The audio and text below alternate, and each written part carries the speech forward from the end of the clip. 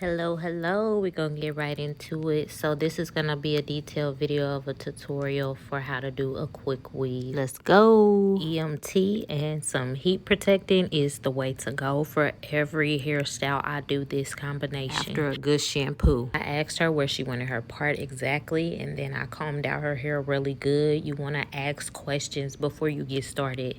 Ask a lot of questions and have a mirror in front of you as well. All right, so I sectioned off her hair. That is about how she wanted her part. So when you measure out the part, you want to split it in the middle and make sure you have coverage over your tracks. She kind of has thin edges here, as you can see. So I took out enough hair so that it can be covered. As well as the other side, you want to take a perimeter out of the edges. All her sides, you want them to be laid. Take those small silver clips and section off her hair and make sure that the hair is separate from each other. So you want to make sure that you section off the hair really good so that you don't get either glue or the holding technique that I have on her hair.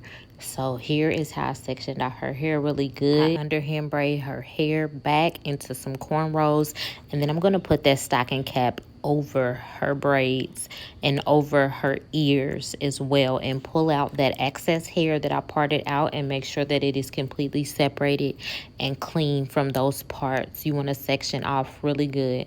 All right, and you see I still have that clip back there just to pin the hair down, but I can cut a hole in it and get it off once the hair has dried. I'll show you that later. I'm applying glue around the perimeter where I want the net to stay.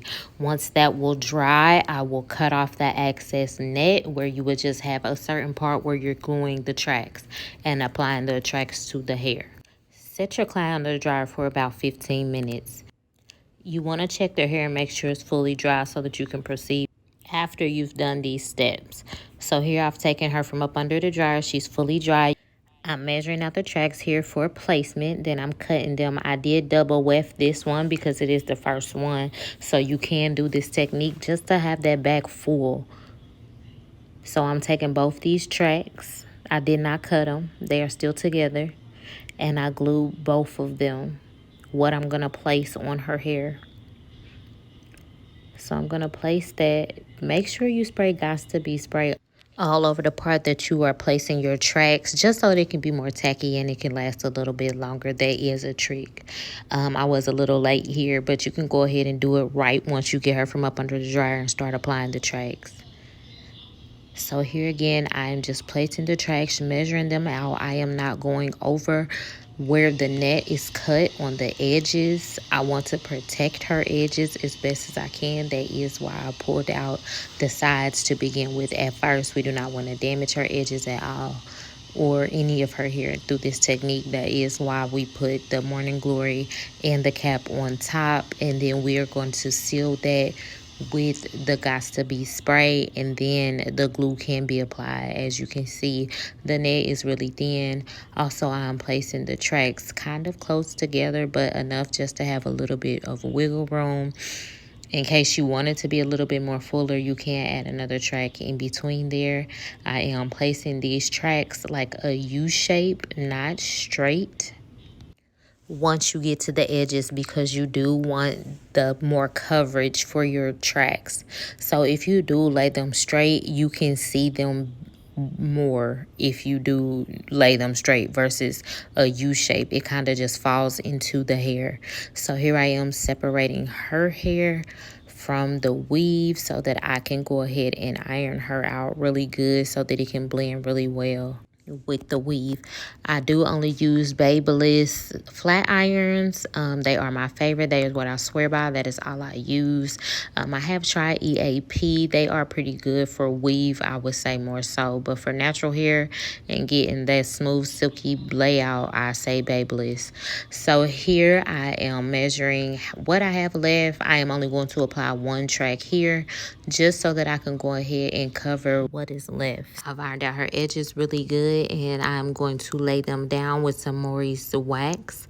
I'm just going to place that all over the edges where I want it to lay down, and then I'm going to top it off with some Gots to Be spray and mold it into the place that I would like for it to be.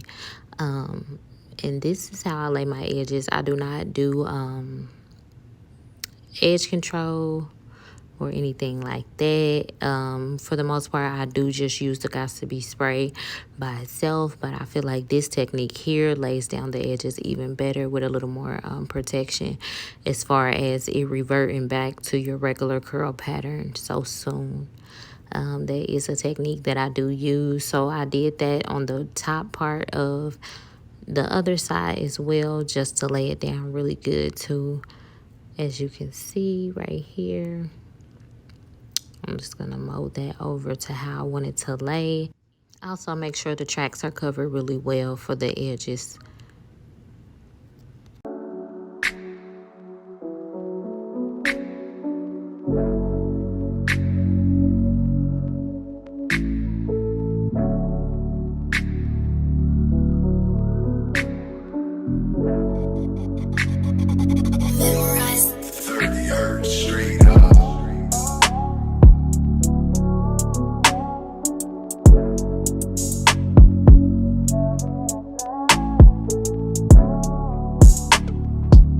Getting ready to frame her face so that it can be more like a natural look, like it's her hair.